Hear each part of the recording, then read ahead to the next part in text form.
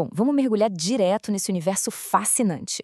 A gente vai fazer uma exploração da conferência Love, Actually and in Theory. Esse foi um encontro simplesmente histórico, promovido pela super respeitada Royal Society, lá em Edimburgo. Imagina só, cientistas brilhantes do mundo todo se reunindo com um objetivo, no mínimo, inusitado: finalmente tratar o amor como um assunto acadêmico rigoroso. Chegou a hora de deixar os clichês um pouco de lado para entender as engrenagens dessa máquina. E o que chama atenção logo de cara é o contraste brutal da coisa toda. Pensa naquela imagem bem poética de um casal apaixonado na praia curtindo um momento íntimo. Agora corta para a realidade clínica. Biólogos evolutivos, psicólogos e neurocientistas dissecando exatamente o que está acontecendo dentro das cabeças e dos corpos daquelas duas pessoas. É quase poético de um jeito meio nerd, né? Mas antes de mais nada, a gente tem que começar com a pergunta de $1 milhão. Afinal, o que é o amor? E por incrível que pareça, a ciência não tinha um consenso acadêmico claro sobre isso até muito pouco tempo atrás. Durante séculos, a galera debatia se o amor era só uma emoção passageira, tipo uma explosão de alegria ou tristeza, ou se era algo muito mais profundo, algo fundamental para a nossa própria existência humana. Parte 1. O mistério da ciência, elevando o estudo do amor. Parte 2. O instinto de sobrevivência, muito mais que uma emoção. Então, a grande virada de chave dos especialistas é justamente reescrever a definição de amor.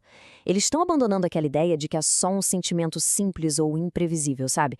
E estão reclassificando o amor como um estado motivacional super profundo. É um impulso, é um direcionador de comportamento que praticamente obriga a gente a buscar a proximidade de outra pessoa. Para você ter uma ideia de como isso é forte, estudos com imagens cerebrais mostram algo incrível. O amor acende exatamente as mesmas vias profundas de recompensa lá no tronco cerebral que controlam os nossos impulsos mais primitivos. Pensa bem, neurologicamente falando, estar apaixonado é processado de um jeito muito parecido com a necessidade extrema de beber água ou comer quando a gente está morrendo de fome. É, literalmente, uma questão de sobrevivência. Parte 3. A fase da obsessão, o motor de arranque. Agora, já que a gente estabeleceu a biologia da coisa, vamos acompanhar a linha do tempo disso tudo, começando por aquela fase intensa de lua de mel. Os dados revelam um negócio assustador: 50%. Pessoas que acabaram de se apaixonar passam mais ou menos metade das horas em que estão acordadas completamente consumidas por pensamentos sobre o parceiro. É um nível de foco que beira a obsessão pura, tudo impulsionado por aquele sistema de recompensa do cérebro trabalhando no limite. Essa carga de pensamentos é tão, mas tão absurda, que na conferência teve pesquisador brincando que pessoas nesse estágio inicial de obsessão nem deveriam ter permissão para dirigir carros. E faz sentido, a distração é muito real e totalmente biológica. O seu cérebro está focado em uma única missão: manter o vínculo com aquela nova pessoa.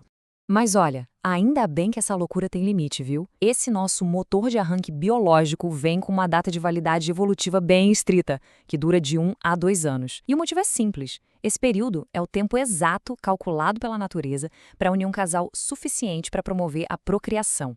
Depois disso, o cérebro simplesmente não aguenta manter esse nível exaustivo de obsessão sem queimar os próprios fusíveis.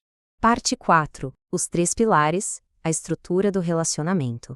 Bom, quando aquela obsessão inicial começa a baixar a poeira, o relacionamento precisa de uma base nova, senão tudo desmorona. É aí que entra o pesquisador Robert Sternberg.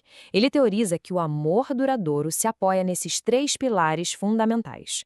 Primeiro, a intimidade, que é aquela proximidade emocional e o desejo de compartilhar. Segundo, a paixão, o magnetismo, a atração física. E por último, o compromisso, que é a decisão ativa de manter a relação viva a longo prazo. O mais legal é como o Sternberg explicou essa teoria usando a própria vida amorosa. Ele contou uma história super fácil de se identificar, mostrando como os relacionamentos do passado dele encarnaram cada uma dessas forças.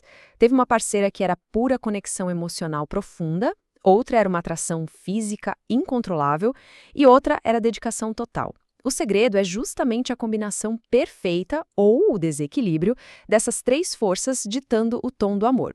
Parte 5. A evolução do vínculo, do poético ao pragmático. Então, como é que esses pilares seguram a onda quando a rotina chega? Sair daquela obsessão primitiva e entrar numa parceria duradoura é um dos maiores desafios da nossa biologia. E a ciência mostra que não é uma mudança abrupta, sabe? Não é tipo apertar um interruptor. É um processo bem gradual, onde os casais vão transitando lentamente daquela paixão abrasadora do primeiro dia para um estado que os pesquisadores carinhosamente chamam de amor companheiro. E é nesse estágio final e duradouro que a dinâmica muda de figura. O relacionamento fica bem mais pragmático e um pouco menos poético. Aquele fogo físico avassalador dá lugar a uma dependência forte nos pilares da intimidade e do compromisso. O objetivo não é mais aquela atração de tirar o fôlego, mas sim a manutenção de uma unidade familiar incrivelmente estável e segura.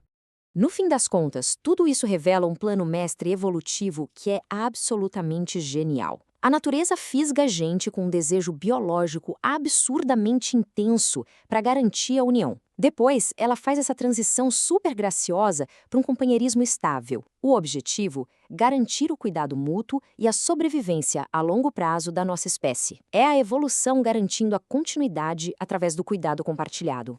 Para fechar essa nossa análise de hoje, fica uma reflexão bem provocativa.